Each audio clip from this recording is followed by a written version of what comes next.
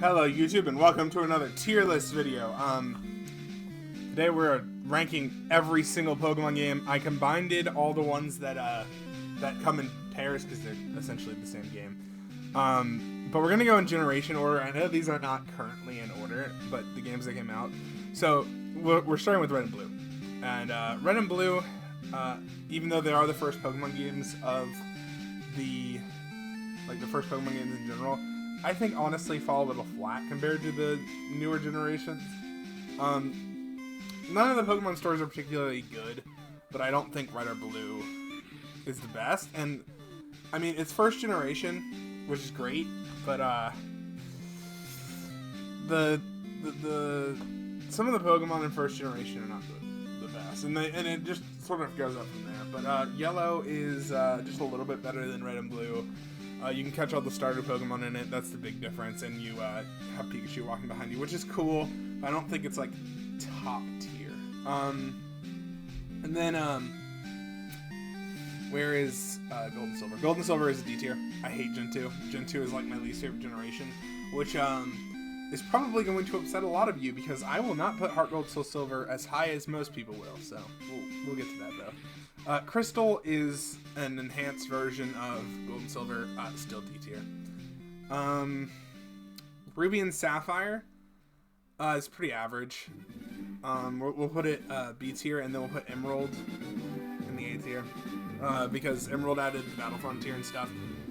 It's a good game. Emerald's a good game. I don't think I actually played it, and the Battle Frontier isn't my favorite, but with it's just a better Ruby and Sapphire, and I think Ruby and Sapphire were good games. So, and then Fire Red and Leaf Green we'll put in the B tier as well. They're better than Red and Blue, but they're still kind of bland with Gen 1 stuff. I believe the Battle Frontier is in them, but I think it still falls a little flat. So Generation 4, where's Diamond and Pearl? Do we not have Diamond and Pearl on here? Did I miss Diamond and Pearl? Diamond and Pearl would be an S tier because it's my first Pokemon, or an A tier actually. But Platinum is just an enhanced version, so Platinum will be an S. Diamond and Pearl would have been an A. I guess I missed Diamond and Pearl though. So Heart Gold and Soul Silver, way better than Gold and Silver, and Generation. The following mechanics are great. I don't think it's an S tier. Just because I think that should be reserved for very special games. I think it's a solid A though. Close to S, in my opinion. So let's move on to Generation 5. Black and White is pretty average. The story was good in relativity to other generations. And the Pokemon from Gen 5 are great. Gen 5 gets a lot of hate for no reason, which is why Black and White 2 is an S tier game. The story it's an enhanced story, more available Pokemon. It's just probably Pokemon's prime right there, with Black and White 2. So I don't think anyone's gonna argue that Black and White 2 are great games. Yeah, I think the jump between Black and White 2 is large. I don't want to put Black and White in the S tier or the A tier. I don't think it's Emerald or Heart Gold Soul Silver or Diamond and Pearl. So we're moving on to X and Y. X and Y is an A tier game, 100%. I loved X and Y. The graphics, I think, were even ahead of its time. It's the only Pokemon game that actually had the 3D allowed on the 3DS, which is saying something, because I think all of them probably should. But yeah, X and Y were underrated. The Friend Safari is amazing, chain fishing, all great.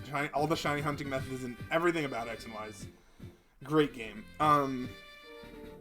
So Omega Ruby and Alpha Sapphire, I'm gonna put in the same tier as Ruby and Sapphire in B tier. They were okay. I actually think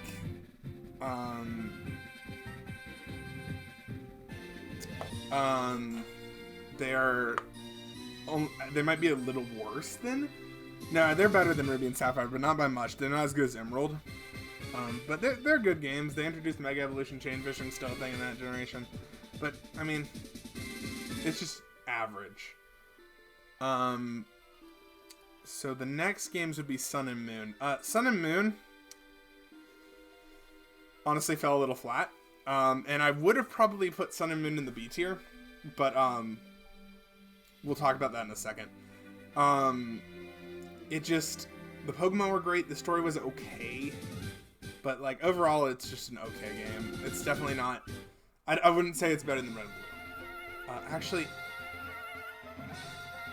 no, I think that's probably right.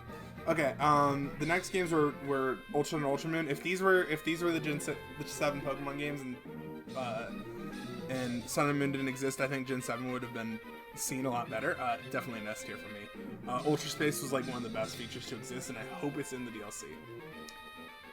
Let's Go, I'm gonna rank higher than most people would. I think it's pretty average. The only reason it's as high as it is because of the catching mechanics. The catching mechanics in Let's Go is amazing, and then makes the game very replayable. This is gonna be the most, Sword and Shield is gonna be the most controversial one, because I know a lot of people hate Sword and Shield, and honestly, if it weren't for the DLC, I think it would be a C tier. But just looking at the Isle of Armor DLC, I think it brings it to an A tier, and I think once the Crown Tundra comes out, it's a solid S tier.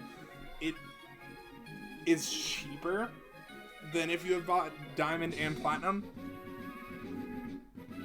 and I'd argue it's better. It has way more content. So that's my opinion on every single Pokemon game. Feel free to dislike the video down below, but this is just my opinion. I'm sure a ton of people will hate this opinion, but I just really don't like Generation 2. Obviously. Which I can get more into, but yeah. Thank you for watching. I hope you guys enjoyed. If you did, leave a like. If you disagree with me, tell me why. And I'll see you guys in the next video.